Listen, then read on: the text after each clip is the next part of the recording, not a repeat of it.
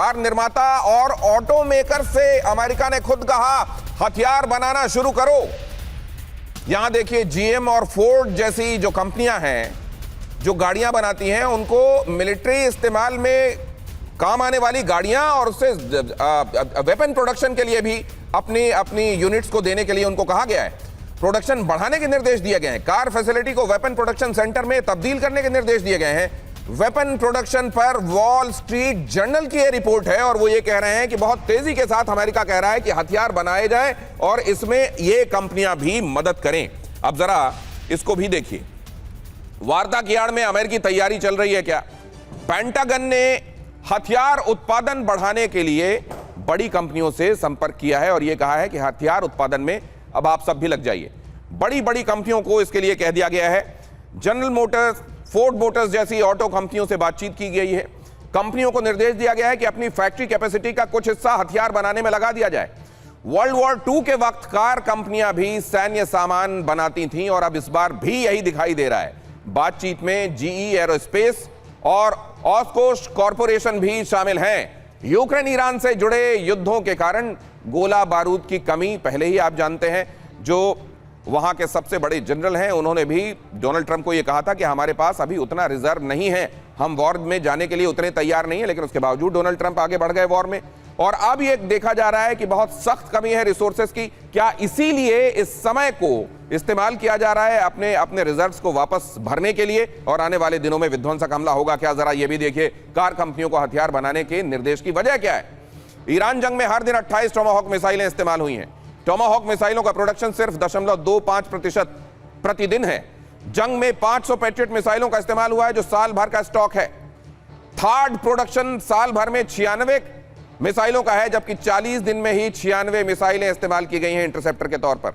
और इसीलिए यह समझा जा रहा है कि इस समय पूरी ताकत से अमेरिका अपने रिजर्व्स को वापस स्थापित करने में लगा हुआ है ताकि आने वाले दिनों में, क्योंकि बातचीत में अगर कुछ होना होता तो कम से कम दोनों तरफ से दिखाई देता कि कुछ एक पॉइंटर्स में सहमति बन रही है और ये अभी तक तो दिखाई नहीं दे रहा है। सज्जाद पीरजादा साहब, आपका टेक क्या है? और दूसरा, इसमें मान लीजिए दोनों तरफ ही कोई अभी समझ कर नहीं दे रहा है, तो ये क्योंकि आप लोग एक महत्वपूर्ण भूमिका निभा रहे हैं, क्या आप लोग सिर्फ मैसेंजर के तौर पर पाकिस्तान की भूमिका देख रहे हैं या इन्फोर्सर के तौर पर डोनाल्ड ट्रंप के, या फिर मीडिएटर के तौर पर देख रहे हैं पाकिस्तान की भूमिका?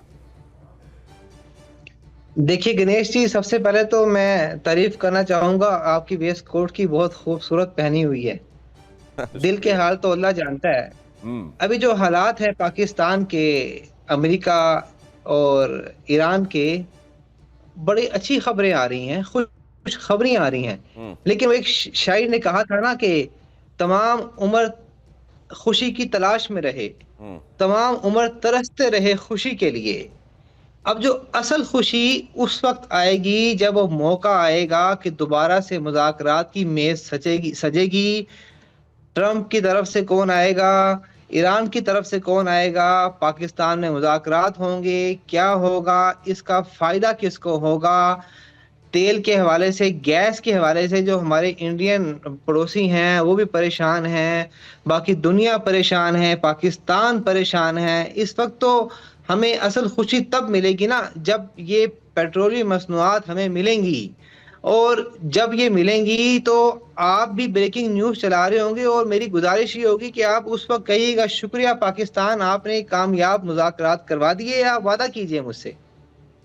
आपसे वादा है हर एक अच्छे काम जिसका इंसानियत पर माकूल असर पड़ेगा, उसके लिए हमने हमेशा आपको कहा है ये काम कीजिए।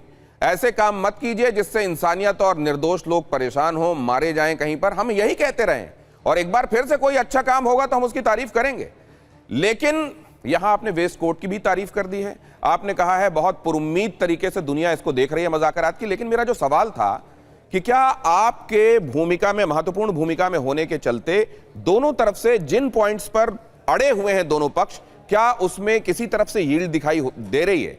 क्या यह होता हुआ दिखाई दे रहा है कि इस पे अड़े हुए तो थे लेकिन अब इस पर बात बन जाएगी? अशोक सज्जनहार सर के पास मैं जाना चाहता हूं। अशोक सज्जनहार सर, ये वाली बात आपने कहा कि पहले से परसेप्शन बदला हुआ है, लेकिन वो जो पॉइंट ऑफ कंटेंशन थे उसमें दोनों तरफ का जो रुख था वो तो आज भी वही दिखाई दे रहा है।